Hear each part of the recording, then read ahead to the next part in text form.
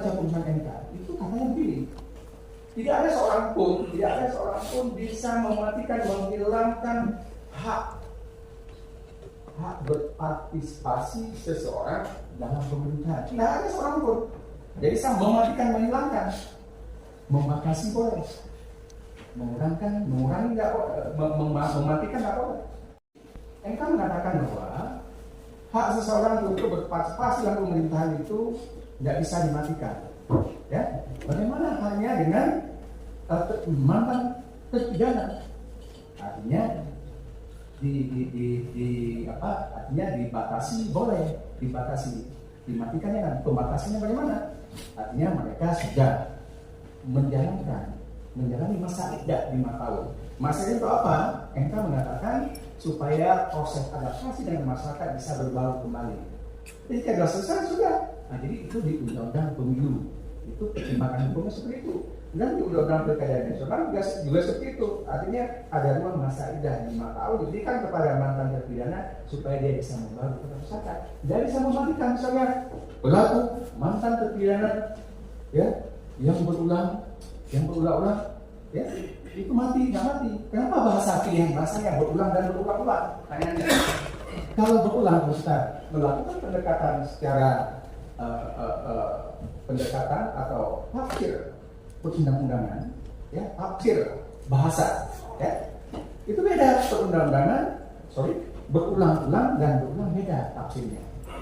Kalau berulang-ulang itu sudah menjadi tabiat, ketika menjadi tabiat, tidak ada ruang dan proses adaptasi. Dia sendiri yang membuat suasana sehingga dia tidak ada memiliki waktu untuk bisa berpartisipasi untuk bisa terrealisasi.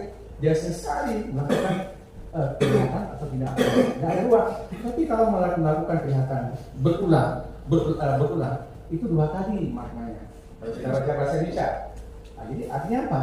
Mereka masih punya ruang untuk beradaptasi dan berpartisipasi pemerintahan. Jadi MK negara tidak pernah menutup, tidak pernah mematikan, tapi yang bersangkutan sendiri aja. Kalau dia melakukan kejahatan itu mati diri dengan sendirinya, salah dia. Tapi kalau ada ruang partisipasi, ruang adaptasi yang masih bisa mengakses ya ruang pemerintahan, tidak bisa. Nah, jadi makanya putusan MK itu di pertimbangan hukum itu sangat bijaksana, ya tidak pernah mematikan orang, mematikan hak seseorang, hak pilih pasif maupun hak pilih aktif, hak untuk pilih dan hak untuk memilih itu tetap harus diberikan, kecuali membatasi lewat undang-undang atau lewat putusan pengadilan.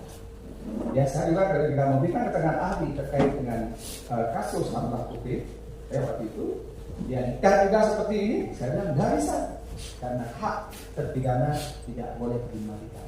Kecuali ada putusan pengadilan dimatikan, kecuali ada undang-undang membatasi. Tidak ada pembatasan, tidak ada pematian, ya hidup. Itu prinsip, gitu. Ya. Minta kesempatan, kami minta kesempatan kepada pemohon dan termohon. Saya back dulu sedikit. Kalau nanti pertanyaan saya ini boleh diabaikan saja, karena saya juga tidak begitu tepat mengucapkan bahasa Inggris. Tapi apa yang saya pahami, pertama, tadinya menarik itu berkaitan dengan Undang-Undang Nomor 11 Tahun 2006. Peraturan selain dari yang diatur di Aceh tidak boleh bertentangan dengan peraturan perundang-undangan yang ada di Aceh. Itu kira-kira dari bahasa. Nah, dalam hal ini saya harus sedikit mundur ke belakang. Selain leg spesialis, derogat legi generali, ada 2 azas hukum lainnya yang digunakan untuk menyelesaikan konflik antara lain peraturan perundang-undangan, yaitu leg superior, derogat legi inferior, yang menyatakan bahwa hukum yang lebih tinggi tingkatannya didahulukan. Leg posterior, derogat legi prior, yang menyatakan bahwa undang-undang baru mengubah atau meniadakan undang-undang lama yang mengatur materi yang sama. Putusan MK nomor 56 PUU selanjutnya tahun 2019, perkara pengujian Undang-Undang Nomor 10 tahun 2016, tentang perubahan kedua atas Undang-Undang Nomor 1 Tahun 2015 tentang penetapan peraturan pemerintah pengganti Undang-Undang Nomor 1 Tahun 2014 tentang pilkada dalam amar putusannya nomor yang kami sebutkan di atas tadi, huruf G, bahwa satu, tidak pernah sebagai terpidana berdasarkan putusan pengadilan yang telah memperoleh kekuatan hukum tetap karena melakukan tindak pidana yang diancam dengan pidana penjara 5 tahun atau lebih, kecuali terhadap terpidana yang melakukan tindak pidana kealpaan dan tindak pidana politik, dan pengertian suatu perbuatan yang dinyatakan sebagai tindak pidana dalam hukum positif hanya karena pelakunya mempunyai pandangan politik yang berbeda dengan rezim yang sedang berkuasa. Dua, bagi mantan terpidana telah melewati jangka waktu 5 tahun setelah mantan terpidana selain menjalani pidana penjara berdasarkan putusan pengadilan yang telah mempunyai kekuatan hukum tetap dan secara jujur atau terbuka mengumumkan mengenai latar belakang jati dirinya sebagai mantan terpidana dan bukan sebagai pelaku kejahatan yang berulang-ulang. Aceh mempunyai leg spesialis, artinya kekhususan dalam keistimewaan tersendiri dalam pencalonan, yaitu Kanun Nomor 7 tentang pencalonan kepala daerah. Pertanyaan saya, apakah dengan dikeluarkannya putusan MK nomor 56 Kanun Nomor 7 tentang pencalonan tidak bernilai lagi sebagaimana pada pasal 25 dan 24 pada kanun tersebut? Mohon berikan penjelasan. Baik, itu ini saya tidak mau menjelaskan yang terakhir. Itu sama dengan Pak Ketua, ketika kita mengatakan bahwa dengan adanya putusan Mahkamah Konstitusi nomor 50 terkait dengan ambang batas sebuah partai politik non parlemen bisa mengusung kalau dengan persentase seperti persentase kandidat perseorangan pilkada. Pertanyaannya, di kanun dikatakan bahwa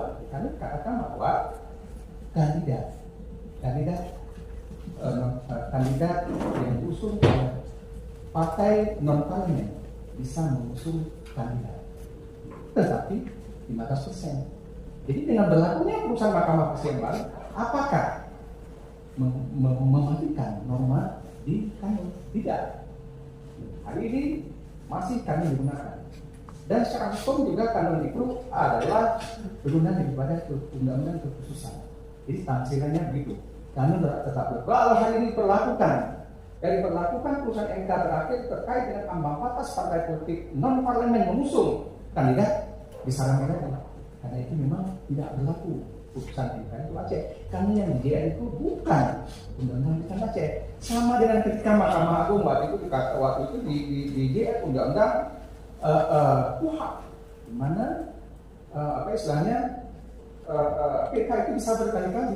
Itu KUHP, tapi Mahkamah Agung berpegang pada undang-undang kekuasaan kehakiman. Kami mengalami hanya sekali saja, karena undang-undang tidak di JR.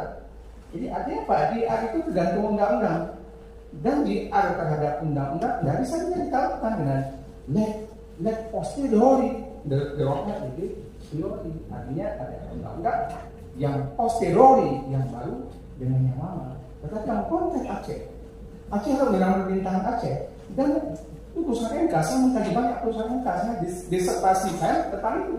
Saya putusan MK menyatakan bahwa bagaimana kita memahami putusan Aceh ketika undang-undang pemerintahan Aceh, misalnya pasal itu bertentangan tidak sinkron dengan undang-undang 10/2016. Dan saya kan konflik hukum seperti itu tidak pada tempatnya ketika kita menggunakan leg spesialis derogat lege generalis untuk perkara aku. Sama dengan ketika undang-undang pemerintahan Aceh bertentangan dengan undang-undang pemerintahan daerah, ya undang-undang 23/2014. Bagaimana cara menanganinya, menyelesaikannya? Matching hukum apakah ini bisa kita gunakan atau preferensi hukum apakah? Nggak bisa leg spesialis terlepas di generalis. Karena UPA itu hanya leg spesialis. Undang-undang khusus berlaku khusus di Aceh. Karena kita bandingkan undang-undang pilkada nasional dengan undang-undang pemerintah Aceh. Konten pilkada yang khusus adalah undang-undang pilkada nasional. Tapi bukan begitu pemahamannya.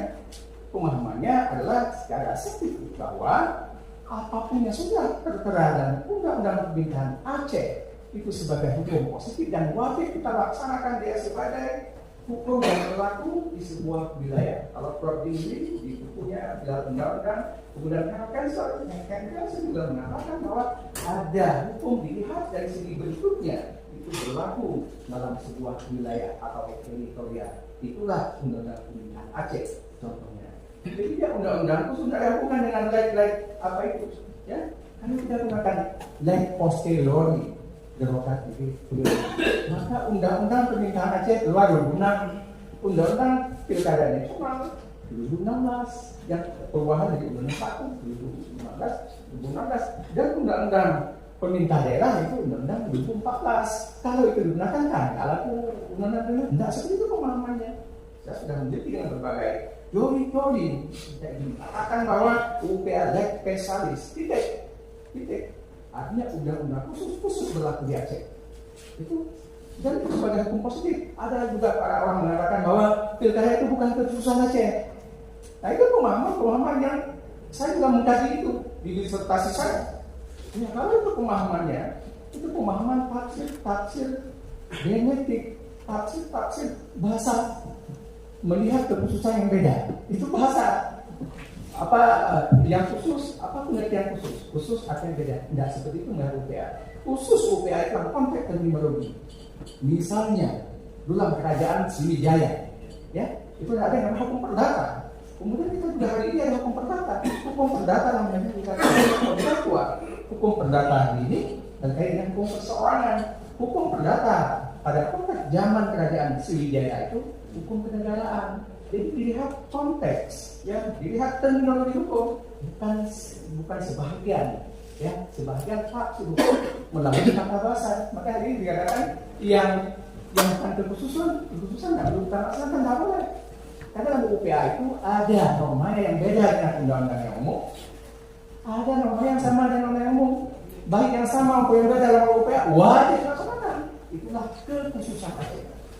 Jadi menurut saya dan juga sudah dipasangkan kemana-mana. Jadi artinya ada putusan MK memuji undang-undang nasional, ada putusan MK memuji UPA. Tidak bisa kita ambil ruh pengujian undang-undang pilkada nasional oleh MK, kemudian kita gabungkan dengan UPA. UPA itu memiliki core of philosophy yang beda.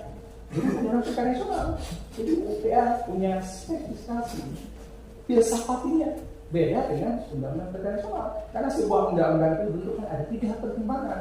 Salah satunya pertimbangan filosofi, cita hukum. Ini filosofinya beda, nggak bisa diperlakukan sama. Itu kalau kita bagi secara filsafafi dalam konteks perundang-undangan saja nggak bisa.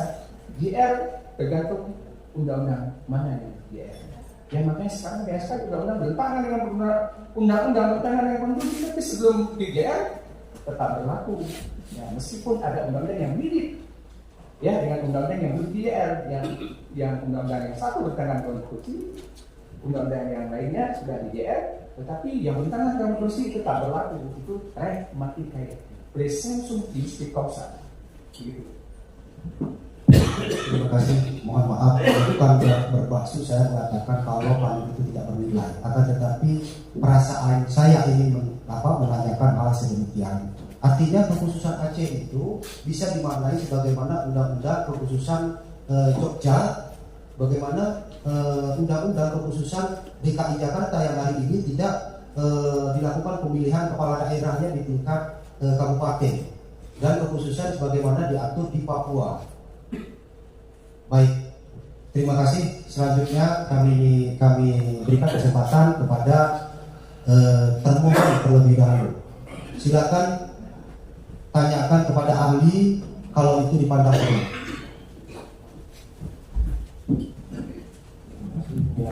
Terima kasih pimpinan musyawarah. Saudara Ali, mungkin saya ingin menanyakan beberapa hal, terutama terkait dengan Kanun 7 2024 sebagai pengganti Kanun 12 bahwa tadi juga sudah sekali disampaikan dalam Kanun 7 itu ada perubahan terhadap pasal 24 dan 25. Ali juga menyampaikan bahwa Ali aktif dalam beberapa pasal yang dihapus pada 25 itu. Bisa saudara sampaikan menurut kalian saudara apa saja alasan-alasan beberapa ayat pada pasal 25 itu dihapuskan? Ya, yang pertama sebagaimana saya katakan tadi, ya hasil artinya putusan Mahkamah Konstitusi itu kualifikasinya setingkat dengan undang-undang, kualifikasi putusan Mahkamah Konstitusi, kemudian memberikan penilaian terhadap pasal ya terkait dengan terpidana dan undang-undang Aceh. Jadi pasal itu, ya pasal dan GN-nya itu memberikan bahan, memberikan istilahnya ya masukan dari saya untuk menilai bagaimana kita memahami mantan terpidana ini. Kemudian saya kaitkan juga ya dengan berbagai bacaan dengan berbagai putusan Mahkamah Konstitusi yang mungkin ya hak terpidana tidak boleh dimatikan. Mereka silakan beri ruang untuk adaptasi, berikan ruang adaptasi, ya artinya 5 tahun kalau dalam putusan Mahkamah Konstitusi di luar Aceh. Ya saya setuju aja itu, meskipun undang-undang pemerintahan Aceh tidak ada itu. Ada undang-undang pemerintahan Aceh hasil GR-nya tidak ada, masa idah tidak ada. Yang ada adalah ketika GR undang-undang pilkada nasional. Jadi yang pertama ya argumentasi saya hasil GR UPA. Kemudian argumentasi saya bahwa hak politik seseorang tidak boleh dimatikan. Kemudian masa idah setuju sepakat ya silakan diberikan. Tetapi kalau kita berbicara hukum ansih, maka nggak mau kita harus pegang putusan Mahkamah Konstitusi terkait dengan GR Undang-Undang 11 Perhubungan. Begitu. Sebagai tindak lanjut pertanyaan saya sebelumnya, bahwa salah satu ayat yang dihapuskan itu adalah mengenai syarat khusus terhadap terpidana yang melakukan pidana dengan diancam 5 tahun. Dan sekarang syarat itu sudah dihapuskan. Jika kita melihat pada pasal 24 huruf I, berarti bunyi pasalnya menjadi pasangan bakal calon gubernur dan wakil gubernur, bupati dan wakil bupati, dan wali kota dan wakil wali kota harus memenuhi persyaratan sebagai berikut. Yang bagian ininya tidak pernah dijatuhi pidana penjara karena melakukan kejahatan yang diancam dengan hukuman penjara paling kurang 5 tahun berdasarkan putusan pengadilan dan sebagainya. Kemudian juga terhadap 3. Dengan dihapusnya ayat pada pasal 25, yang ingin saya tanyakan, bukankah berarti sudah tidak ada lagi toleransi terhadap pasangan calon yang sudah pernah dijatuhi pidana penjara karena melakukan kejahatan yang diancam dengan hukuman 5 tahun? Karena pengecualian untuk pasal 24 huruf I ini sudah tidak ada seperti itu. Bagaimana pandangan saudara terhadap penghapusan pasal 25 itu terhadap pasal 24 huruf I? Ya, jadi sebagaimana tadi saya sampaikan, kanun itu adalah turunan daripada Undang-Undang Aceh. Dan secara hukum tidak mungkin norma kanun itu bertentangan dengan undang-undang norma Undang-Undang Aceh. Jadi secara ilmu perundang-undangan, baca kanun itu satu kesatuan dengan kita membaca Undang-Undang Pemerintahan Aceh. Jadi mau nggak mau kita baca norma itu terkait dengan putusan Mahkamah Konstitusi. Ini sudah otomatis membaca kanun terkait dengan UPA kalau kita nggak ngerti kanun, ya kanun ini kayak apa maksudnya, ya maka itu perlu dilakukan tafsir. Tafsiran konteks ini ingin mengetahui maksud kanun adalah tafsir sistematik namanya. Artinya kita baru paham kanun ini apabila kita tafsir dengan undang-undang di atasnya yang berkaitan dengan isi kanun itu. Sudah pasti isi kanun itu berkaitan dengan pasal UPA terkait dengan terpidana. Sudah pasti itu. Lalu ilmu perundang-undangan diajarkan di semester 1 cara menafsirkan sistematik terhadap sebuah norma yang kira-kira kita ragu, maka tafsirkan seperti itu.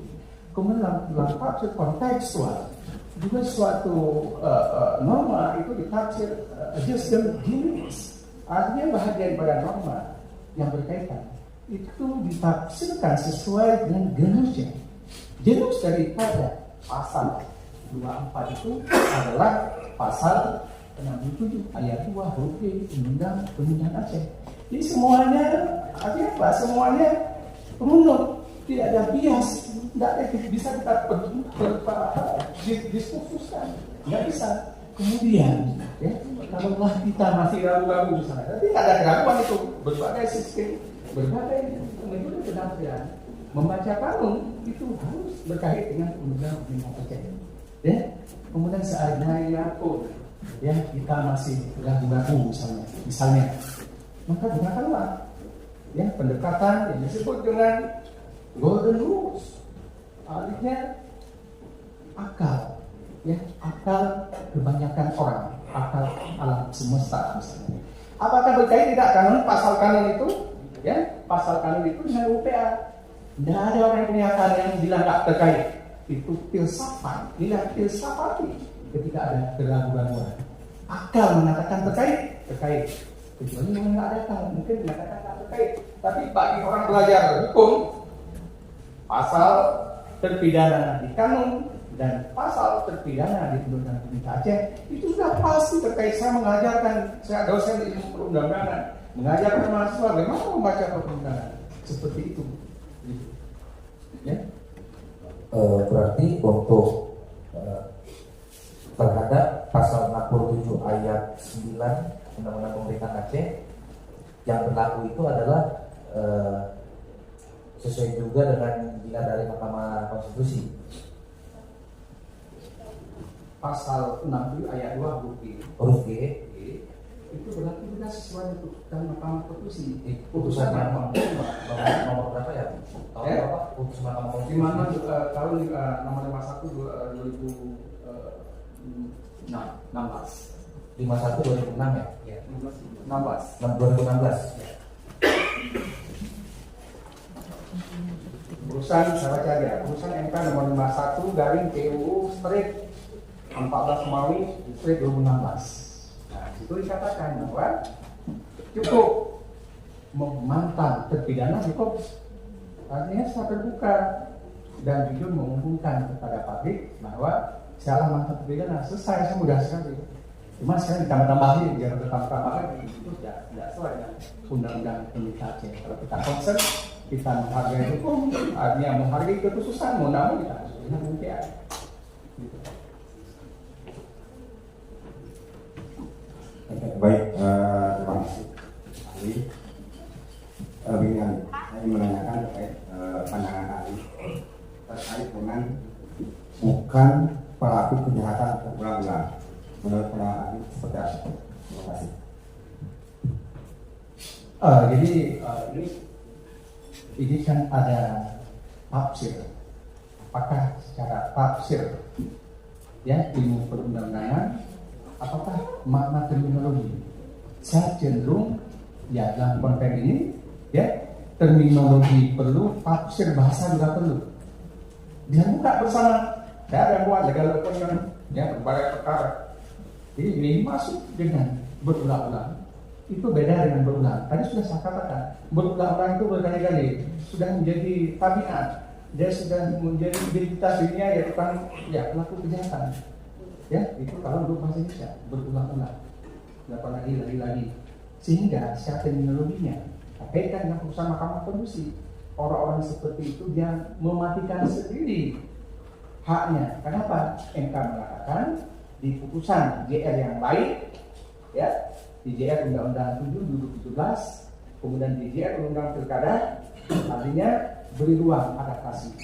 Nah, jadi ketika dia melakukan kejahatan terus-terusan berkelanjutan, ruang itu nggak ada. Masuk penjara, kemudian keluar, masuk lagi, memang ruang itu nggak pernah ada. Ya, undang-undang kalau dimatikan, membatasi boleh. Kemudian kalau berulang, kalau kita baca bahasa Indonesia, berulang itu 2 kali. Kemudian dalam konteks perundang-undangan saya lihat, kenapa PKPU terkait dengan pilkada, mulai 2017 itu bahasanya bukan pelaku kejahatan berulang. Kemudian perubahan PKP itu berulang-ulang. PKP itu terbaru hari ini, terbaru artinya terbaru, bahkan bukan terbaru. Sebelumnya juga dalam tahun 20-an sampai dengan 2024 bunyinya bukan pelaku kejahatan berulang-ulang. Itu dia nilai dengan putusan Mahkamah Konstitusi. Supaya apa? Supaya memang mereka yang membunuh sendiri haknya tidak ada ruangnya, tidak ada masalah. Ya artinya MK mengingatkan kalau Anda membunuh sendiri hak Anda ya salah Anda. MK ya artinya silakan ada mantan terpidana ya tetap bisa dia masuk ke pemerintahan, berpartisipasi pemerintahan. Yang penting ada jeda 5 tahun. Kata putusan MK di Undang-Undang di luar Aceh. Kalau Aceh tidak perlu nunggu, tidak perlu masa idah. Itu putusan Aceh. Izin pimpinan, tadi ahli mengatakan secara akal berkaitan dengan kami 7 dan 24 I. Ini kalau bisa saya baca satu napas, karena kalau napas terputus-putus artinya ada ketidaksesuaian. Baik, di huruf I kanun 7 itu pasal 24 menyatakan tidak pernah dijatuhi pidana penjara karena melakukan kejahatan yang diancam dengan hukum penjara paling kurang 5 tahun berdasarkan putusan pengadilan yang telah mempunyai kekuatan hukum tetap, kecuali bla bla bla. Yang menjadi pertanyaan saya, mohon dijawab secara spesifik. Jika seseorang, tadi 5 tahun kita kata, jika seseorang dihukum 4 tahun 360 hari, boleh atau tidak berdasarkan ini? Kemudian jika seseorang lagi dihukum 5 tahun 300 hari, apakah bisa? Mohon penjelasan ahli. Terima kasih. Jadi di undang-undang itu jelas sekali, ya. Artinya yang dilarang, ya, yang dilarang sebelumnya, ya. Hari ini semua orang mengetahui seluruh Indonesia paham menjadi sebuah common sense, artinya menjadi sebuah pemikiran atau aksioma bersama mantan napi itu boleh. Itu tidak ada orang yang mengatakan nggak boleh, tapi ada syarat. Itu semuanya. Syaratnya yang beda untuk Aceh, beda syarat menurut Aceh. Itu sudah pasti kebenarannya. Dan seluruh Indonesia kalau baca semua buku, mantan napi terpidana boleh, tapi bersyarat. Untuk Aceh beda syaratnya, luar Aceh beda. Itu tidak ada. Kita buka buku apapun tidak ada yang menyatakan selain seperti itu. Kemudian itu kan hanya bahasa saja ya Pak Tua sampaikan. Bahasa, ya. Artinya kalau orang diancam orang ini punya ini tidak pernah dijatuhi pidana, ya, bukan kejahatan dengan ancaman hukuman penjara minimal 5 tahun, ancaman minimal 5 tahun, nggak boleh 5 tahun. Kalau lebih, apalagi nggak boleh. Kalau lebih, ini itu prinsip dasar. Tetapi itu kan sudah diubah semua. Indonesia semua orang sudah diubah terkait dengan undang-undang pilkada atau undang terkait election. Udah diubah semua. Mereka semua bisa, ya, bisa, tapi bersyarat. Filosofinya apa? Filosofinya sebagaimana saya katakan tadi, hak masyarakat nggak boleh dimatikan, dikurangi, dibatasi boleh, tapi dengan aturan, dengan kualifikasi aturan, tidak semua aturan. Ya, pencabutan pematian hak, ya, itu dengan putusan pengadilan. Pengurangan hak dengan undang-undang. Bagaimana misalnya, ya, terkait dengan ada pengurangan hak, ada pengurangan yang benar diatur dalam PPA.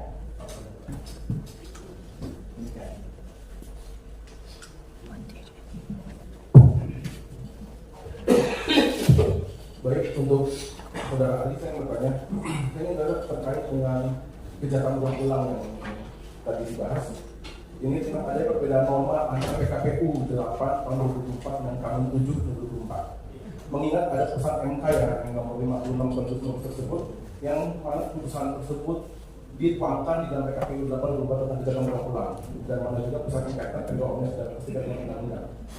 Mana norma yang harus dipakai oleh Kip Gayus? Apakah mengikuti PKPU 8/2024 atau Kanun 7/2024? Untuk diketahui juga jika menurut pendapat kami PKP tidak mengikuti PKPU 8/2024 yang semua berawal dari putusan MK, berarti sama saja dengan mengajukan undang-undang. Bagaimana menurut ahli tersebut? Itu tegas dan jelas disebutkan dalam PKPU 8/2024 sebagaimana telah diubah dengan PKPU 10/2024. Itu sangat eksplisit dikatakan PKPU ini berlaku juga, ya, PKPU ini berlaku juga. Ini ada satu pasalnya, pasal berapa? PKPU 8/2024 dan ya, PKPU 10/2024 berlaku juga bagi daerah khusus atau istimewa sepanjang tidak diatur dalam peraturan perundang-undangan sendiri. Jadi PKPU ini PKPU maju saya kan pengamat pemilu, pengamat pilkada. Jadi kalau PKPU lama bahasanya, PKPU lama masa-masa saya misalnya KIP Aceh, PKPU lama ini bahwa PKPU ini berlaku bagi daerah khusus atau istimewa sepanjang tidak ada dalam undang-undang tersendiri. Nah, jadi PKPU lama, ya artinya kalau dalam undang-undang TA, undang-undang pemerintahan Aceh tidak diatur, maka berlaku PKPU. Sekarang bunyinya PKPU ini berlaku bagi Aceh sepanjang tidak ada dalam peraturan perundang-undangan di daerah khusus atau istimewa. Apa saja perundang-undangan itu? Baca undang-undang pemerintahan Aceh, kemudian kanun, kemudian keputusan PKPU. Jadi semuanya mengacu kepada memberi ruang, baik sekali KPU hari ini memberi ruang kepada kanun dan khususnya kanun dan UPA untuk berlaku supaya kekuatannya jadi kuat timbang pilkada sebelumnya. Karena saya di berbagai forum juga mengatakan ini PKPU ini menderogasi kanun kalau bahasanya seperti ini. Kalau bahasanya artinya yang tidak ada dalam PKPU adalah PKPU ini berlaku juga bagi daerah Aceh, istimewa khusus sepanjang tidak ada undang-undang. Itu mendeponir, artinya meniadakan kanun. Itu berbagai forum saya katakan, bahkan bahwa itu KPU membuat, ya KPU pusat membuat PKPU khusus untuk mengatur pilkada Aceh. Itu null and void, tidak boleh tertanggung pembuang. Kenapa tidak berwenang? KPU tidak berwenang mengatur pilkada Aceh. Karena pilkada Aceh itu kata UPA, ya dengan kanun. Itu kewenangan atributif, kewenangan kuasa. Nah, jadi hari ini KIP kemana berpegang?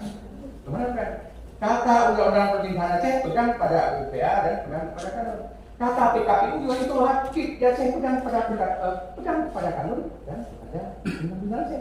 Kecuali di kanun tidak ada, di UPA ada selatan. Itu pemahaman asal. Kita buka pasalnya, ada saya catat. Ya, dibaca PKPU nomor 8 tahun 2024 dan perubahannya. Ya. Coba ada pasal 138. Ya betul Pak, 138. Ya, tegas sekali itu. Artinya bahasa ujungnya peraturan perundang-undangan Pak Ketua, bukan undang-undang. Itu perubahan signifikan.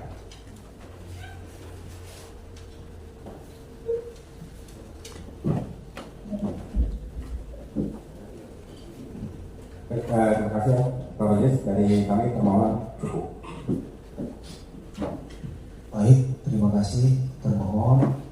Kalau nanti masih ada yang mau ditanyakan, silakan sepanjang waktu kita masih tersedia. Oh ya, silakan dari Pak divisi terkait nih. Dari divisi terkait terhadap termohon. Silakan Pak. Terima kasih pimpinan waktu untuk saya bertanya pada Bapak sekali. Assalamualaikum warahmatullahi wabarakatuh. Warahmatullahi wabarakatuh. Yang ingin saya tanyakan sedikit Pak, bagaimana ketentuan dalam kata berulang atau berulang-ulang dalam ketentuan wilayahnya, apakah dengan berbeda wilayah, apakah dengan sama wilayah? Dan kemudian pelakunya, apakah dengan pelaku yang sama dengan pidana atau dengan hukuman yang berbeda, atau dengan pelaku yang sama dengan pidana atau dengan kasus yang sama. Mungkin itu. Baik, jadi saya juga perlu menyampaikan, artinya memakai, ya, atau mengartikulasikan norma hukum administrasi, maka tidak matching ketika kita bawa ke pidana dalam apa yang bisa kita indikasikan. Nah, jadi kalau pidana, ya, artinya dalam pidana kan dikenal dengan dari sifatnya umum, yang sifatnya khusus itu terkait dengan tidak pidana. Tapi ketika ya terpidana dalam konteks hukum administrasi, analisisnya beda dengan terpidana dalam hukum pidana. Dalam hukum administrasi, analisisnya itu adalah undang-undang administrasi semua. Itu undang-undang pemerintah Aceh, putusan Mahkamah Konstitusi, putusan KIP, putusan KPU, itu analisisnya. Tetapi terkait dengan terpidana dalam konteks pidana, ya, artinya pelaku tindak pidana, pelaku kejahatan yang dilakukan konteks pidana, itu kan kaitannya dengan hukuman, ya, ada penambahan hukuman, kan itu relevansinya. Nah, jadi kalau kita ingin terminologi, ya, artinya definisi, itu kan ada dua, yang sifatnya umum, yang sifatnya khusus. Kalau yang khusus artinya pidananya boleh sama, tapi yang umum pidananya boleh nggak sama, itu dikatakan berulang. Itu dalam konteks pidana. Tapi dalam konteks administrasi negara, konteks hukum pilkada, tidak pada tempatnya kita bawa Tuhan, tidak bisa kita sambung. Karena ya landasan lahirnya kata-kata bukan pelaku tindak pidana berulang-ulang dengan pertimbangan hak politik. Hak politik bisa nggak dia mengakses? Hak seseorang bisa nggak mengakses politik? Hak seseorang bisa nggak mengakses pemerintahan? Jadi itu kalau itu lain lagi. Nah, jadi bagaimana kita memahami? Makanya dia ada yang disebut dengan secara kontekstual. Jadi beda konteks. Nah, jadi kalau menurut saya itu definisi ya silakan apa yang masuk dengan residivis umum, residivis khusus, ya itu ya artinya pemahaman pidana untuk kepentingan penghukuman. Kan kepentingan penghukuman, tapi terkait dengan tindak pelaku kejahatan yang berulang konteks pilkada itu berkaitan dengan hak politik. Hak politik bisa nggak dia gunakan?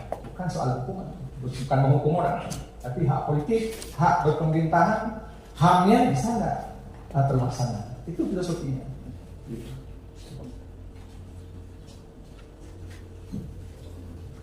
Masih mungkin dari komisioner lainnya termohon. Baik, selanjutnya kami berikan kesempatan kepada pemohon untuk bertanya kepada ahli. Dipersilakan.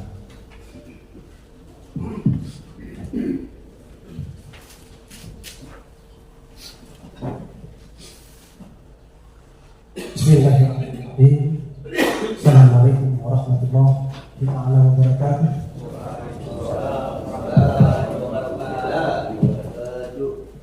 Ini khusus yang mulia kepada majelis dan yang terhormat yang melalui pemohon dan khusus juga kepada ahli pada hari ini sudah hadir. Hadirin hadirat saya mudah-mudahan tidak berlama-lama, pada hari ini akan kita pecahkan sebuah telur yang sudah lama membusuk, mudah-mudahan jadi telur yang baik untuk ke depan. Saya mulai dari keterangan saya tentang undang-undang terbaru.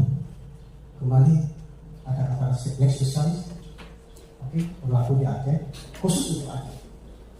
Sekarang kita pun lari ke Jakarta. Ada undang-undang terbaru di Jakarta.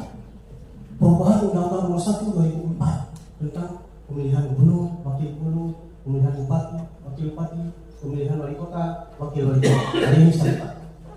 Yang punya buku ini boleh buka halaman 34. Buku kompilasi undang-undang pilkada.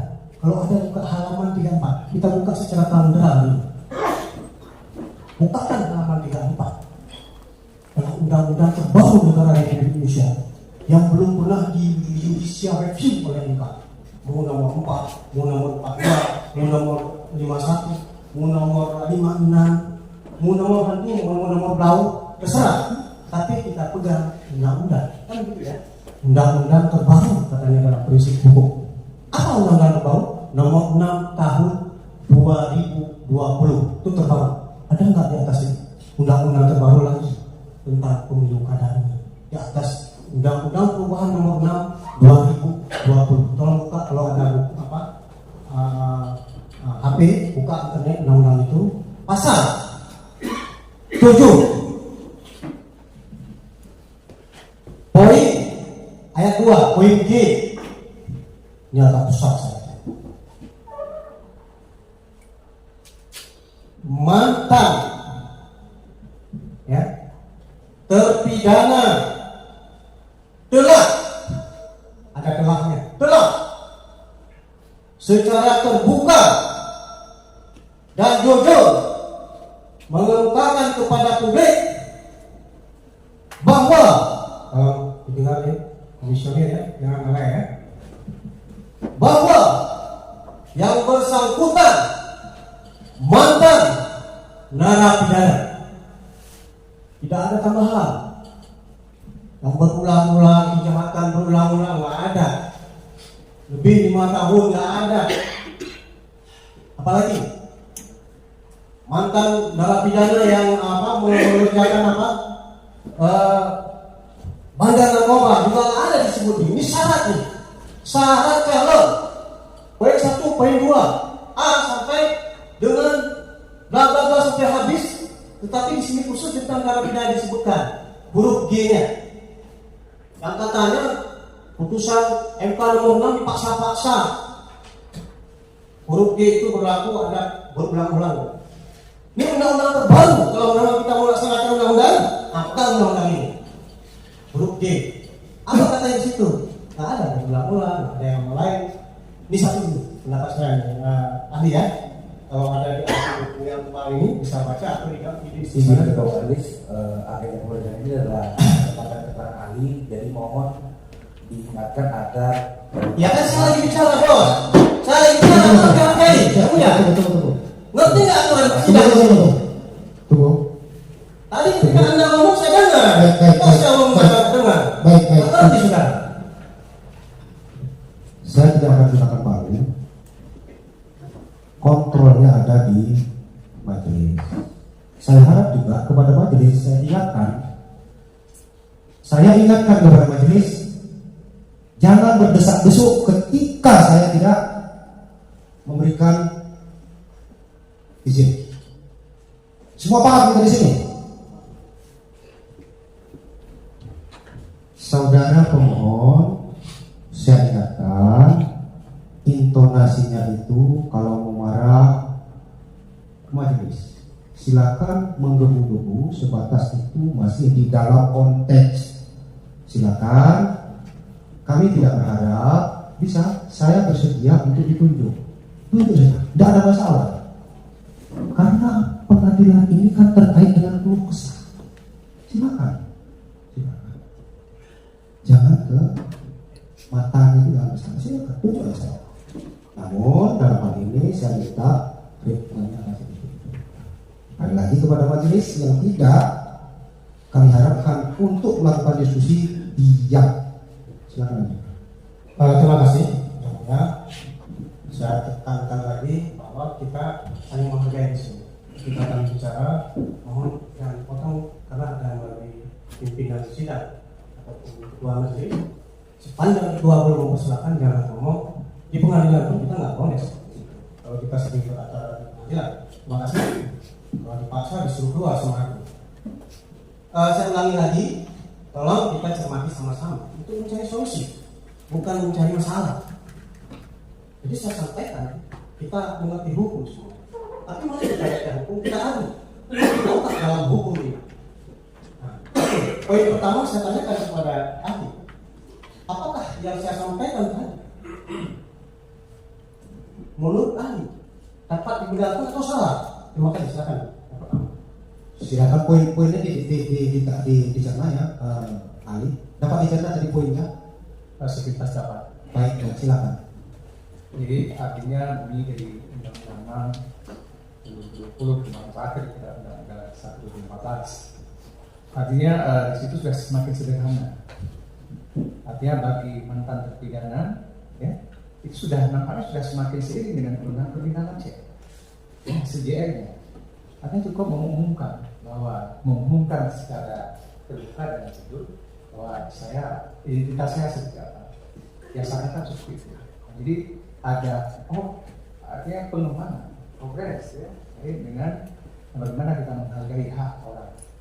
Ya, kalau undang-undang sudah menghargai sedemikian rupa, maka embel-embel yang sedikit mendistorsi itu sedikit sudah dihilangkan, sudah semakin civilized ya, artinya semakin populis sebuah undang-undang seperti itu. Kalau menurut saya ya nyambung dengan undang-undang perintah dan meskipun yang harus kita gunakan yang utama adalah undang-undang pemerintahan Aceh dan turunannya.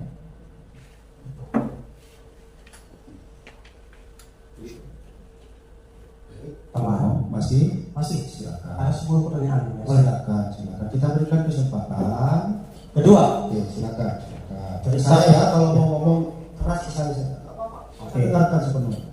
Kedua, kita sama-sama sudah dengar apa yang dikatakan oleh ahli.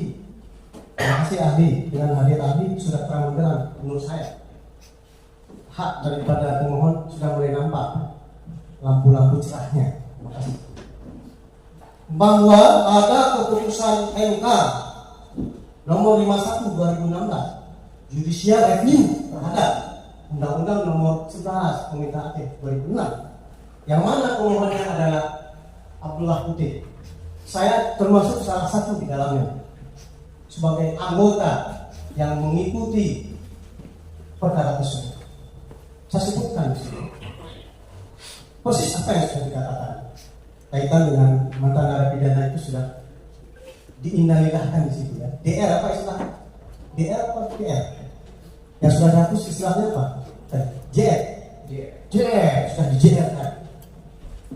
Kemudian itu undang-undang nomor 11 2006 Undang Pemerintah Aceh sudah dihapus tentang mantan narapidana 5 tahun nggak boleh calon. Boleh calon. Keputusan yang kali. Mari, jangan ke sana. Boleh calon. Pimpinan. Begitu juga di dalam keputusan MK nomor 4 tahun 2009 sudah dicabut pasal 7 tersebut tentang yang disebut mantan pernah melakukan pidana 5 tahun tak boleh calon. Sudah dicabut, nggak ada lagi itu. Dan dipaksa-paksa. Bukan nomor saya, putusan MK nomor 44.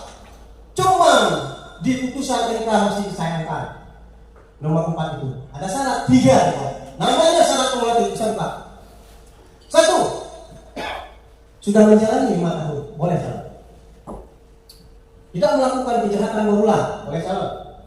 Bukan pelaku bandar narkoba, boleh calon. Putusan MK nomor 4 sampai sekarang belum dihapus.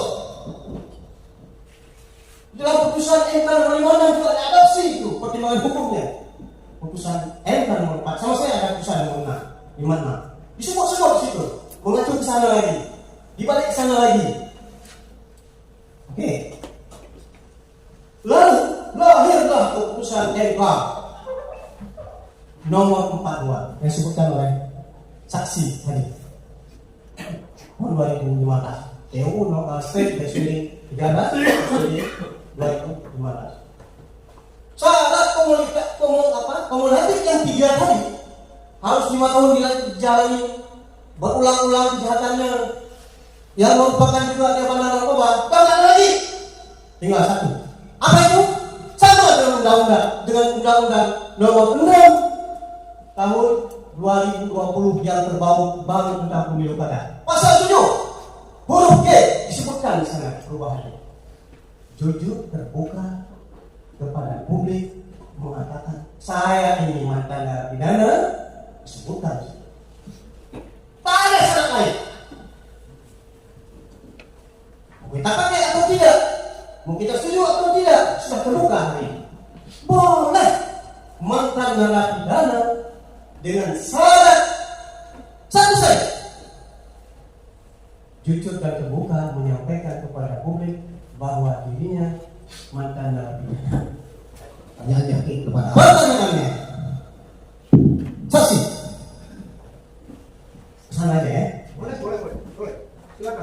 pemohon sudah melakukan sebuah kejahatan hukum, pelanggaran prosedur yang wewenang diberikan kepadanya melebihi lakukannya, seharusnya dia tidak boleh menilai surat keterangan yang disampaikan oleh pemohon tentang dia tidak pernah melakukan kejahatan berulang-ulang menurut seperti hakim menyatakan tidak benar. Dia sudah memiliki syarat, cukup lihat saja ke tempat yang dikeluarkan di Bapas kelas 1 kan. Tanya, benar nggak surat ini kalian keluarkan? Benar, pulang, benar. Tidak menyatakan tidak benar, suka-suka. Menurut pendapat kami ini nggak benar, harus PNS. Oke. Kemudian tiba-tiba muncullah berita acara nomor 88 yang mana dalam berita acara itu disebutkan dengan alasan itu di TNS kejahatan berulang-ulang sebabnya tidak benar dikatakan yang dikeluarkan oleh Bapak Satu Medan. Padahal tidak ada aturan juknis yang melarang untuk mengambil dari Bapak Satu Medan. Kenapa? Dalam juknis 1829 tahun 2024 KPU RI halaman 88, halaman 89 sampai 100 disebutkan surat itu diambil dari Bakas atau dari Lapas, bukan dari Presiden, bukan dari Dirjen Pemasyarakatan. Jelas itu disebut. Tapi tidak dibatasi di Bakas mana, di Lapas mana. Setelah dilakukan pengambilan melalui Lapas di sini nggak bisa, ada wewenang, Bandar nggak bisa, diambillah dari Medan. Sehingga setelah diambil dari Medan keluarlah surat tersebut. Oke. Lalu di TNS-kan kami dengan alasan itu yang tidak logis, tidak berdasarkan hukum menurut kami. Lalu lahirlah keputusan KIP nomor 62 tahun 2020. Makin aneh lagi dalam keputusan KIP dan dialog ketua KIP mengatakan tadi sudah dibacakan lagi, menurut kami pasal 24 dan nomor 7 huruf I bisa dinyatakan dia mantan narapidana 5 tahun, malah kurang dari 5 tahun, nggak boleh, paling lebih. Ulang lagi, yang kita masih enggak. Alasan itu di TMS kan kami atau tidak dimasukkan sebagai bakal calon bupati menjadi calon bupati. Yang jadi pertanyaan, karena kami tidak ada mendapatkan kepastian hukum, oleh tim seharusnya dia ada kepastian hukum. Karena kami tidak mendapatkan keadilan hukum, seharusnya dilihat kami di mata hukum ini sama dengan calon lain sesuai dengan Undang-Undang Dasar 45 Pasal 28B disebutkan setiap warga negara berhak dipilih. Kami mantan dalam peradilan pidana sudah memenuhi syarat semuanya, diberikan kesempatan untuk lulus untuk MS, malah dibuat MS di dalam berita acaranya di dalam putusan 62 dibuat juga tidak memenuhi syarat sehingga kami tidak dikatakan dengan alasan yang berbeda. Baik. Oke, pertanyaan langsung ke pertanyaannya. Kenapa PNS? Apa pendapat ahli terhadap tindakan pemohon? Apa dapat dibenarkan atau memang itu menyalahi prosedur? Terima kasih. Baik, itu poin saya kira sudah dapat dicirikan oleh ahli. Perlu juga kami sampaikan bahwa pendapat-pendapat di sini tidaklah mempengaruhi majelis dalam hal memutuskan. Akan tetapi kami akan melihat dari apa yang mestinya kami lihat. Artinya apa? Supaya jangan ada merasa karena kami tanpa aturan. Silakan dijawab. Baik, pimpinan. Jadi ada dua hal yang perlu yang menurut yang saya pelajari, ya, ada dua hal yang perlu direview dalam konteks perkara. Ada dua keputusan, ya. Keputusan baik itu berita acara itu juga katun. Jadi ini sebenarnya hukum pemilu itu terkait dengan hukum administrasi.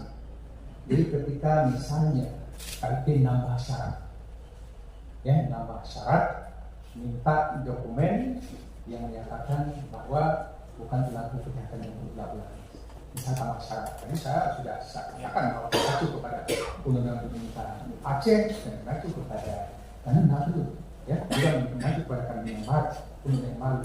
Jadi kalau permintaan, artinya permintaan juga harus konsisten, ya, permintaan sebuah keputusan apa yang menambah norma, itu ya, ini nama-nama norma. Saya melihat keputusan kita tambah-tambah normanya, ya? dia peraturan teknis tidak boleh membuat norma baru, tidak boleh, itu haram dalam ilmu perundang-undangan. Jadi kaitannya seandainya nambah norma baru, minta dokumen, tidak pernah melakukan perbaruan. Kemudian di PKP, kemudian di keputusan PKP yang jelas, adresat kelembagaan yang dituju untuk meminta dokumen itu adalah Lapas. Jadi adresatnya sudah jelas, itu menunjukkan kewenangan. Undang-undang menunjuk situ dia ada kewenangan. Jadi uji sebuah dokumen itu dalam konteks hukum administrasi 3. Pertama uji kewenangan, kedua uji prosedur, ketiga uji substansi. Pertanyaannya, kemudian apakah sebuah dokumen itu benar atau tidak?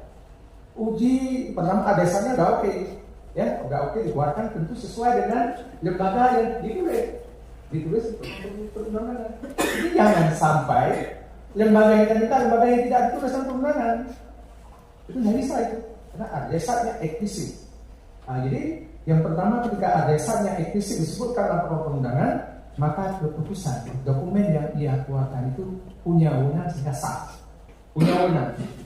Kedua, untuk menguji dokumen itu apakah prosedurnya sudah benar, apakah substansi sudah benar, ya itu yang bisa menguji itu adalah pengadilan. Nggak bisa kita memberikan mengatakan ini benar, nggak bisa.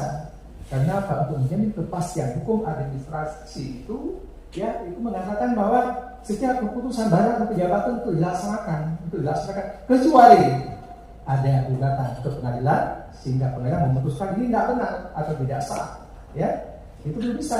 Jadi sepanjang itu belum ada, maka apapun yang dikeluarkan oleh lembaga berwenang itu namanya ya mati kait atau bagaimana saya katakan tadi, ya presumption justi causa sama dalam hukum pidana. Hukum pidana kan nggak bisa kita katakan orang salah semua, ada putusan pernah yang katakan salah, itu azas dalam hukum pidana. Dalam hukum administrasi azasnya seperti itu, setiap keputusan keluar dari badan pejabatan harusnya nggak sah. Sebetulnya putusan pengadilan yang mengatakan itu nggak sah. Nah, jadi memang mereview sebuah keputusan ada 3 cara ya. Lewat pengadilan, kita gugat ke pengadilan, atau kita temui ini bahwa Anda ini tidak benar, ini pejabatnya tidak benar, ini tolong ubah. Bisa, itu namanya contrarius actus, silakan. Ya, tetapi sepanjang itu tidak ada, itu mengikat kita semua. Jadi dokumen negara wajib dilaksanakan. Kalau kita patuh pada hukum. Jadi prinsip apa namanya prosedural atau substansial due process of hukum of law itu khusus kita hargai bilang perspektif substansial maupun prosedural due process of law. Kedua itu kita hargai dan hormati. Nggak boleh kita membuat sewenang-wenang. Artinya ketika kita melaksanakan tugas sesuai dengan ketentuan pasal 17 dan sampai dengan pasal 20 Undang-Undang 30 2014 tentang administrasi pemerintahan, katakan bahwa setiap tindakan dan keputusan bunyinya, ya, yang tidak berdasarkan hukum, yang tidak ada peraturan perundangan yang melandasinya, maka itu pertama bisa penyalahgunaan kewenangan. Penyalahgunaan kewenangan ada 3 kategori. Artinya abuse of power, ya, ada excess de pouvoir, ada juga yang namanya sewenang-wenang. Nah, jadi kita melakukan tidak ada dasar hukum, sewenang-wenang. Nah, itu sewenang-wenang ada kaitannya dengan pasal 180 Undang-Undang Pilkada. Dikatakan ketika kita sewenang-wenang melaksanakan tugas sudah tidak berdasarkan proses pemenangan, itu kata pasal 180 Undang-Undang Pilkada ini menghambat-hambat, bisa pidana, bahaya. Nah, jadi hati-hati dalam konteks hukum administrasi yang berimbas pada pidana. Saya kata di sini, saya akan memberikan keterangan juga prinsip-prinsip hukum administrasi, ya, yang berimbas pidana. Maka hati, ya, ketika ada maladministrasi yang berkaitan dengan pidana, bisa jadi pidana nantinya. Nah, jadi ini harus kita camkan, maka apapun yang kita lakukan itu harus sesuai dengan peraturan perundangan. Jadi itu bukan kata saya, kata undang-undang. Setiap tindakan dan atau keputusan yang dibuat oleh badan atau pejabat pun wajib berdasarkan peraturan perundangan dan azas-azas umum pemerintahan yang baik. Nah, jadi azas-azas umum pemerintahan yang baik yang paling tinggi sebagaimana saya katakan tadi, artinya patuh tindakan. Karena kerjanya pemerintah kan katanya ada legalitas, ada asas legalitas. Dari saya tanpa kita menghargai asas legalitas, maka terjadi maladministrasi. Kalau merugikan keuangan negara, ya korupsi. Saya juga pernah waktu jadi KIP juga dijerat dengan itu. Apa yang saya buat katanya tidak sesuai dengan perundang-undangan. Terus saya jelaskan sama polisi mana yang tidak jelas. Karena saya direkomendasikan tangkap. Ini direkomendasikan saya waktu itu. Suruh tangkap. Saya jelaskan pasal berapa yang saya langgar secara hukum administrasi. Jadi saya polisi jelaskan saya. Dan ada ini, saya bisa menjelaskan bahwa itu sesuai dengan perundang-undangan. Jadi inti ingin saya sampaikan bahwa kajian-kajian perundang-undangan itu ya hati-hati karena ini berkaitan dengan legalitas tindakan. Karena ujungnya ada persoalan administrasi, ada persoalan pidana gitu. Begitu Pak Pemohon. Baik, karena kita waktu kita 15 menit lagi, boleh langsung saja ditanyakan. Ya, boleh. Substansinya, silakan.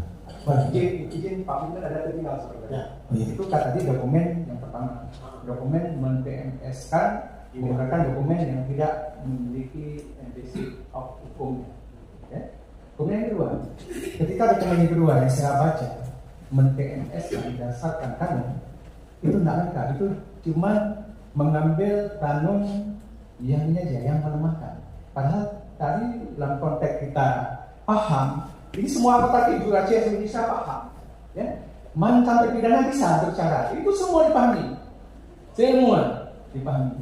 Kita baca kanun, itu kok nggak terbaca, ada sesuatu yang harus kita baca. Ini kita argumentasi kita komprehensif lengkap. Kita tampilkan kanun, kita tampilkan UPA, kita tampilkan perusahaan Mahkamah Konstitusi. Nah, jadi premis minornya itu sudah oke. Kemudian ada premis minor perkara konkret baru konklusi. Itu belum tepat. Jadi kalau kita menjadi silogisme, apalagi kalau kebenaran filsafat banyak dalam hukum biasanya seperti itu. Maka premis minor konkret kemudian kesimpulan. Terima kasih. Saya sampaikan satu prinsip hukum. Ada law of application, ada law of competition, ada law of rule. Dalam law of application disebutkan ada beberapa jenis seseorang melaksanakan hukum. Katakanlah ada undang-undang, pelaksanaannya, aplikasinya, ada peraturan, ada kanun kalau di Aceh, ada judisnya. Ya, oke. Kita lari ke keputusan yang kedua dari termohon. Nomenklatur dasar di poin 8 kalau buka P1 kan ada tuh di poin 8 kita supaya terang benderang P1 putusan TIP SK kita akan tanyakan kepada yang buat kanunnya atau ini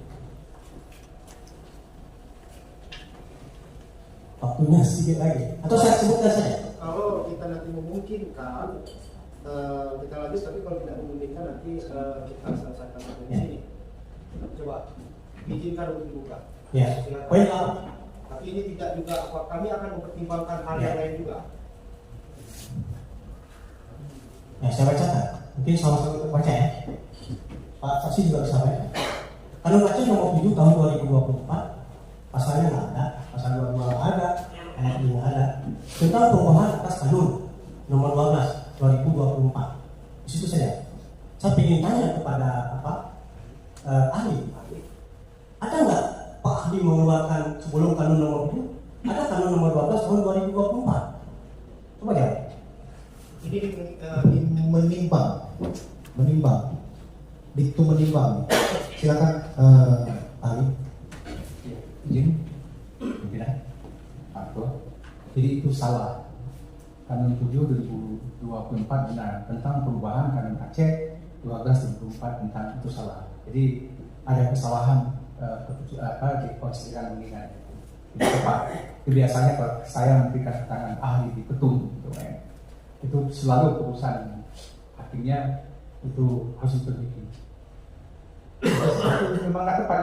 Yang ada adalah kanun 12 tahun 2016. Jadi poin 8 kanun Aceh nomor 7 2004 tentang perubahan atas kanun Aceh 14 tahun 2016 itu tentang pemilihan gubernur pasti kota dan jadi itu salah. Itu itu bisa diperbaiki. Cukup mungkin, terima kasih yang mulia, kawan-kawan semua yang hadir. Mohon maaf saya agak sedikit berdebu-debu, mungkin agak keras. Tidak, dalam rangka kita ingin membuka yang tertutup. Yang tutup rapi yang sudah dihilangkan dan sebagainya kita letak lagi supaya terang-terang. Kita minta Panwas untuk memutuskan menurut undang-undang dan hukum yang berlaku. Saya mohon maaf mungkin ada kata-kata yang salah, ya, mohon dan sebagainya. Sikap saya yang agak semangat karena saya sendiri, kalau ada kawan-kawan yang lain agak ini ya, kurang panas sedikit ya. Saya sendiri ya sudah lah. Saya minta maaf. Bila itu firman dia. Wassalamualaikum warahmatullahi wabarakatuh. Baik, terkait dengan hal tersebut juga di awal tersebut sudah majelis sampaikan bahwa beberapa petunjuk itu tidak bisa isinya disampaikan dengan yang lain, tapi berkaitan dengan kemana saja merujukan itu tentu kepada diktum-diktum di atasnya. Tapi ini tidak mengurangi norma-norma yang ada pada pasal-pasal tersebut. Berkaitan dengan itu, kalau ada yang mau buka ke MK, kan itu bukan ke Panwasli, karena kami juga menjalankan anu. Baik, kawan saya.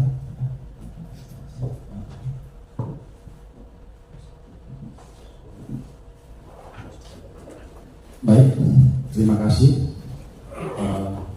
untuk CV ahli. Memang sudah melintang ya Pak ahli, sudah di penyelenggara baik Dikti, Panwas, termasuk staf ahli DPR pernah juga saya lihat. Nah, di sini kami hanya, walaupun sudah dibahas tadi, saya ingin mendengarkan secara tegas kembali. Sudah dijelaskan karena tidak serta-merta kita menggunakan putusan MK. KIP maupun Panwas biasanya bekerja. KIP bekerja, Panwas mengawasi berdasarkan Perbawaslu dan PKPU serta turunan judisi atau perubahan teknis. Nah, di sela-sela itu acap kali turun putusan MK. Ini yang kadang-kadang apalagi terkait pada saat pencalonan, sangat rawan sebenarnya Pak. Turun aturan pada saat pencalonan berlangsung terkait dengan pencalonan. Nah, di sini memang ada putusan MK 56 misalnya yang dijelaskan itu ketika sudah ada tidak bisa dipakai lagi yang lain-lain, mengalahkan yang lain termasuk yang spesialis. Memang di sini Bapak sudah menjelaskan dan kita sudah melihat Undang-Undang Nomor 11 Tahun 2006 itu pasal 73 penyelenggaraan pemilihan gubernur, wakil gubernur, bupati, wakil bupati dan wali kota dan wakil wali kota sebagaimana dimaksud pasal 66, 67, 68, pasal 69, pasal 70 dan pasal 71 dan 72 diatur lebih lanjut dengan kanun dengan berpedoman pada peraturan perundang-undangan, berarti kanun Pak. Kemudian kami juga melihat tadi di PKPU tersendiri, PKPU 8 perubahan PKPU 10 itu PKPU 10 kenapa dirubah itu kalau saya tidak salah itu karena putusan MK 60 itu ada perubahan.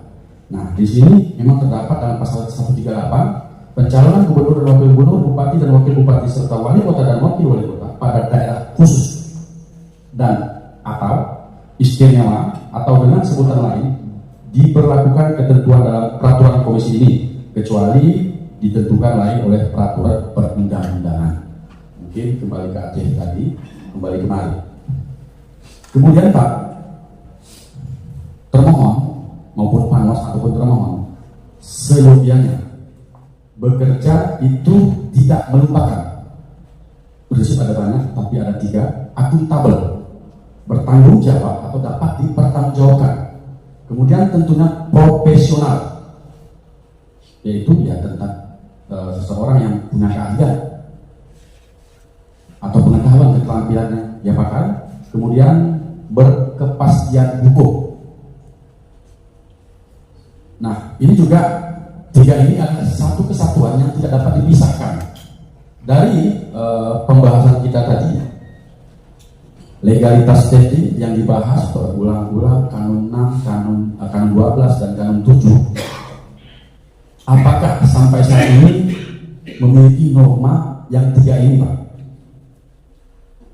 Ini mohon keterangan dari saksi. Baik, jadi penyelenggara memang dekat pada politik. Di antaranya juga terkait dengan penyelenggara terkait dengan penerapan aturan. Jadi terkait dengan penerapan aturan itu ada asas yang disebut dengan legal accountability. Jadi penjawaban bagaimana menerapkan hukum. Ya, legal accountability. Jadi bukan web accountability. Ya. Jadi legal accountability. Jadi pada perspektif penjawaban hukum. Jadi bagaimana kita sebagai penyelenggara pilkada atau pemilu itu menerapkan hukum, sehingga hukum itu pasti, asas legal kepastiannya. Jadi saya rasa apa yang ada hari ini berkaitan dengan legal accountability penjawaban hukum. Kita melihat hukum seperti apa, laksanakan. Jadi cara lihat hukumnya dengan ilmu hukum. Dari bisa kita melihat hukum dengan ilmu matematik, bisa dengan ilmu hukum. Jadi kita melihat kanun, kanun dalam perspektif ilmu hukum. Dari bisa dilihat kalau meragukan kita, karena kita tahu ini kan udah dipahami. Ini seluruh Indonesia, seluruh Indonesia. Berkali-kali saya menyampaikan beberapa forum di sosialisasi mana mantan terpidana boleh bersyarat. Itu di mana? Kalau ada ini kenapa ini tidak boleh misalnya? Ini ada perubahan-perubahan. Sementara di undang-undang yang satu rejimnya ini boleh. Maka kita harus pahami secara komprehensif. Itu disebut dengan legal accountability. Maka baca yang tidak paham, gunakan tafsir hukumnya, gunakan tafsir sistematik, gunakan tafsir kontekstual, maka hubungkan terkait dengan keputusan. Ketika sudah terhubung ini, sudah pasti laksanakan. Jadi ada legal accountability. Bagaimana kita memahami hukum? Hukum dia bukan sesuatu yang otonom. Semua depend on dia. Karena hukum itu sistem. Yang namanya sistem depend on, tidak otonom. Jadi saat kita baca sesuatu yang debating, itu inklusif kita baca, eksklusif kita baca, dia doang kita baca. Dan bisa kita harus baca secara sistem. Jadi kalau secara sistemik sudah kita lakukan, itu artinya ada legal accountability, ada kajian. Kemudian kepastian laksanakan. Jadi kalau kajian-kajiannya misalnya terhadap keputusan lembaga lain, dokumen dikeluarkan lembaga lain, kita katakan salah, itu legal accountability-nya dipertanyakan. Karena kita tidak punya wewenang untuk mengatakan itu salah. Karena secara hukum yang mengatakan sesuatu produk kelembagaan itu hanya pengadilan, bukan kita. Jadi itu kan saya yang kedua. Bagaimana kita memahami mengkat dengan cuman kanun doang yang bisa, yang tujuannya untuk mengkat. Bukan kajiannya ada kajian kepastian, ada kajian kemanfaatan, ada kajian substansinya. Jadi harus dikaji secara komprehensif. Kalau tidak ada kajian secara komprehensif, itu artinya kita bisa mensiasati. Orang bisa masuk ke lembaga ini, bisa orang bilang lembaga ini tidak benar. Kalau itu maka dimasukkan, kecuali sudah dihubungkan dengan berbagai perundang-undangan kekhususan. Silakan debat, kenapa kita tidak menggunakan undang-undang yang umum? Itu debat, silakan debat. Tetapi kita kalau saya cek, itu debatnya, artinya kalau saya melihat program perundangan khusus itu yang kita utamakan itu sudah kuat sekali. Dan juga saya menjadi tim perubahan undang-undang Aceh. Apa yang menyebabkan undang-undang Aceh ini tersendat-sendat pelaksanaannya? Yang seperti ini kita tidak menggunakan. Ada penyelenggara negara di Aceh, itu tidak melaksanakan. Tidak bisa senang. Nah, makanya hari ini kesepakatan itu sudah dibahas kemana-mana, sudah RBPU kemana-mana. Artinya orang menginginkan undang-undang Aceh ini untuk dilaksanakan dan menguntungkan saya. Karena itulah undang-undang afirmasi, undang-undang pemberdayaan sesuai putusan Mahkamah Konstitusi. Kekhususan itulah pemberdayaan. Nah, artinya memperlakukan sebuah daerah itu secara berbeda.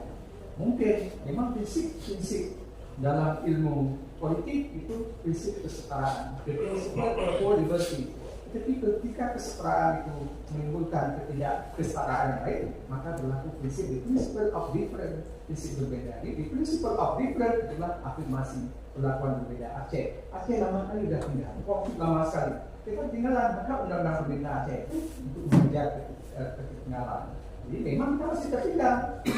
Artinya startnya 2006, ya.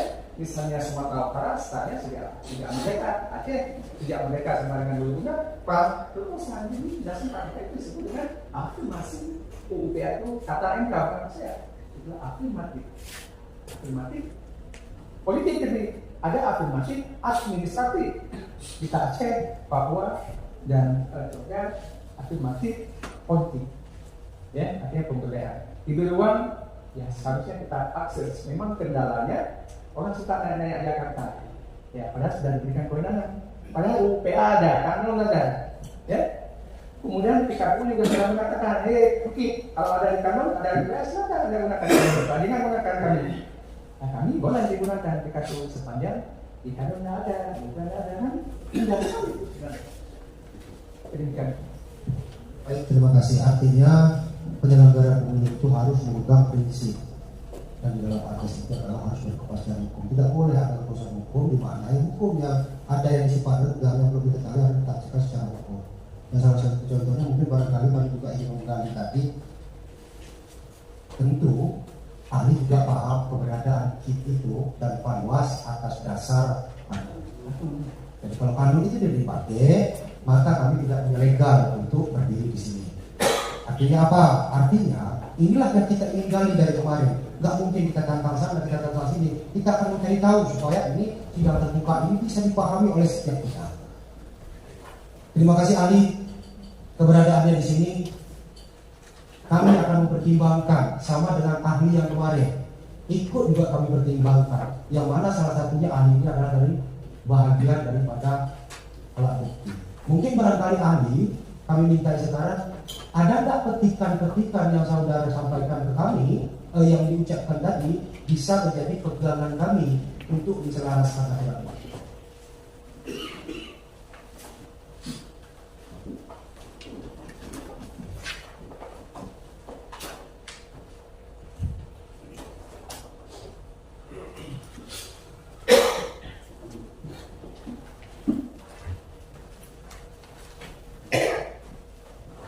Jadi Pak Ketua yang letaknya memang masih ini yang pokok-pokoknya. Siap. Silakan Pak.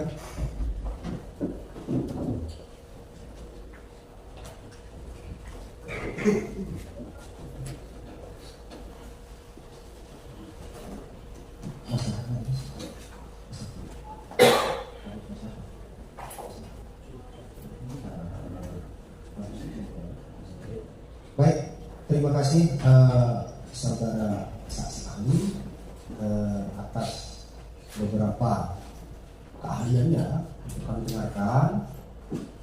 Untuk itu kami persilakan kembali ke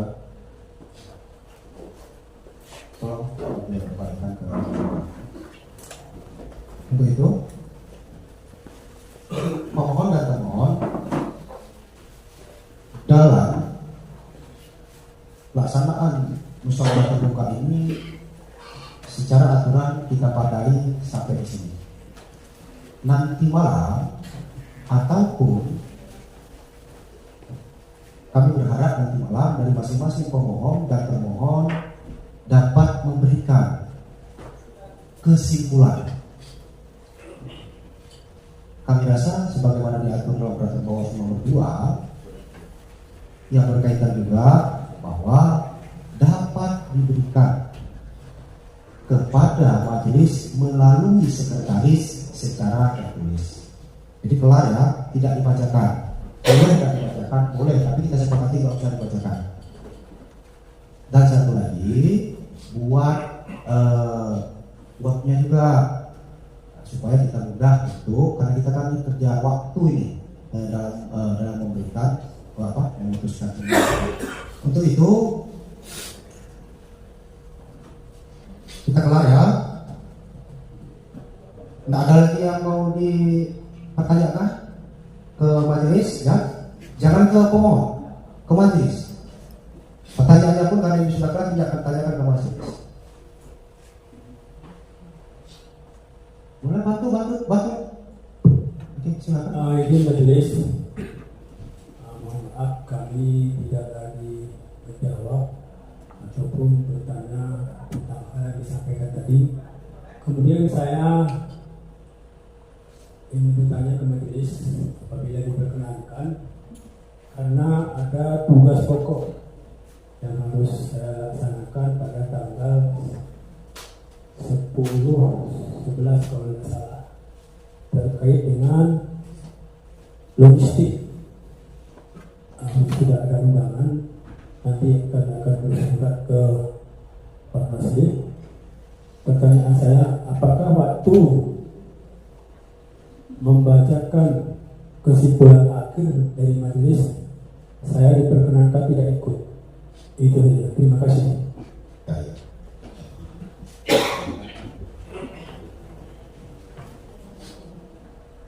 Putusan silakan Pak, silakan. Dan juga kami mungkin barangkali nanti juga ini bukan bagian daripada musyawarah ini ya, nanti juga kami kan sifatnya di situ melekat langsung, bukan melekat. Kalau melekat yang saudara pilih kan bisa kami ikut.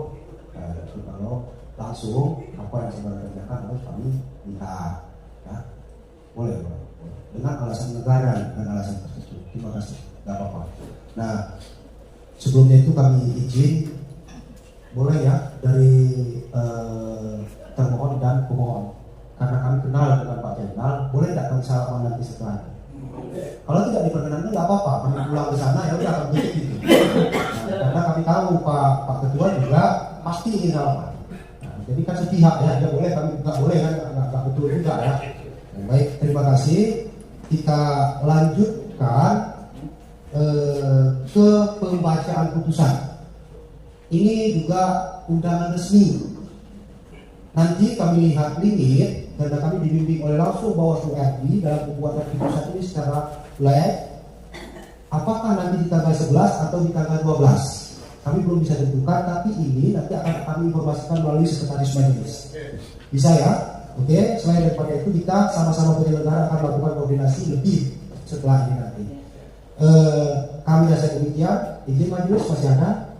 Cukup, majelis masih ada? Baik, dengan sedikit daripada majelis, tahapan musyawarah penyelesaian sengketa hari ini selesai. Kita lanjutkan ke putusan musyawarah selanjutnya berkaitan dengan informasi kepastian. Ini undangan resmi akan kami sampaikan.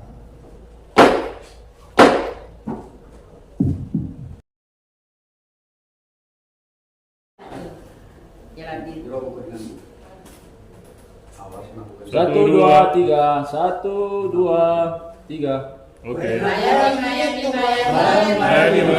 Semua ikut melayani.